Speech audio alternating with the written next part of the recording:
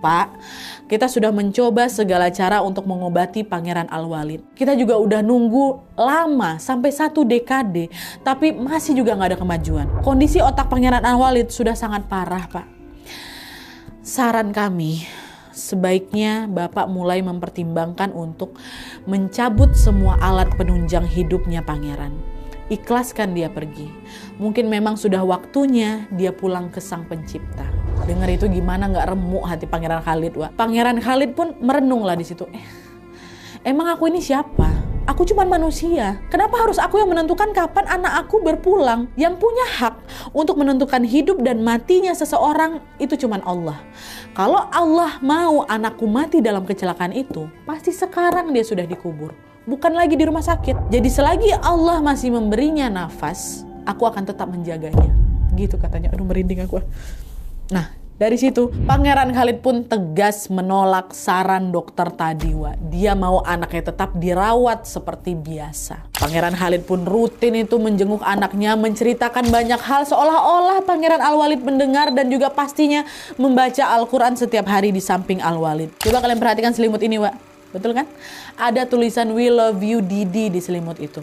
Sesayang itu Pangeran Khalid sama anaknya. Nah, selain yang sudah aku sebutkan tadi, Wak, Pangeran Khalid dan juga keluarganya katanya suka mendekor kamarnya Al-Walid, Wak, pakai desain berbeda-beda tergantung momennya. Jadi kadang ngedekor spesial Ramadan, spesial Idul Fitri, Hari Besar Arab dan lain-lain. Jadi pihak keluarga ini betulan memperlakukan Pangeran Al-Walid itu seolah-olah kondisinya normal. Mereka tidak pernah meninggalkan Pangeran Al-Walid sebentar pun, gak pernah. Nah, ngelihat betapa besarnya cinta dan juga doa, perhatian dan juga harapan dari pihak keluarga, khususnya sang bapak, tim medis pun terenyuh. Walau mereka tahu secanggih apapun fasilitasnya, Pangeran Al-Walid kemungkinan gak akan sembuh. Tapi tim medis akhirnya sepakat untuk tetap melanjutkan perawatan sambil menunggu datangnya keajaiban.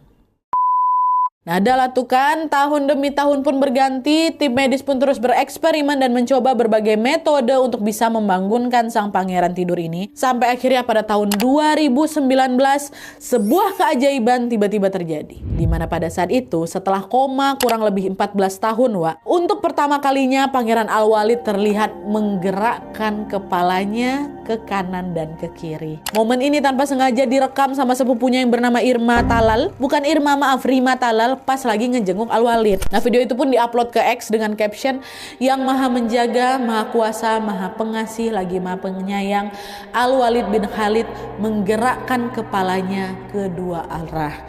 Ya Allah, segala puji dan syukur hanya untukmu." Itu kata dia. Wah, video itu langsung viral, Wak. Doa-doa pun terus terucap mengharap kesembuhan sang pangeran. Lalu setahun kemudian di tahun 2020, video lain pun kembali tersebar di internet. Kali ini terlihat Pangeran Al-Walid mengangkat jari-jarinya, Wak. Video itu direkam pas perawat lagi ngecek kondisinya. Terdengar waktu itu perawat bilang, kerja bagus, ayo lakukan lagi, lebih tinggi lagi gitu. Jadi ada pergerakan jarinya pangeran.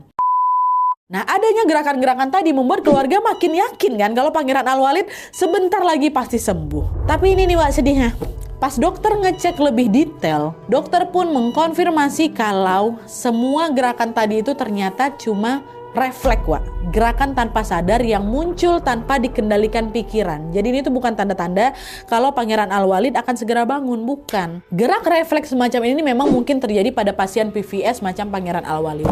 Kok bisa, Nadia? Penjelasannya itu kurang lebih kayak gini, Wak. Jadi, nih semua pergerakan di tubuh kita ini diatur oleh 3 pusat. 1 otak besar atau cerebrum, terus batang otak atau brainstem, terus yang ketiga sumsum tulang belakang atau spinal cord. Nah, fungsi 3 ini beda-beda. Otak besar ini berfungsi untuk mengatur gerak sadar. Jadi macam kita jalan, kita nulis, kita ngomong, nah itu fungsinya. Kalau batang otak itu berfungsi untuk mengatur refleks bawaan. Macam kita bernapas, kita batuk, kita bersin, refleks.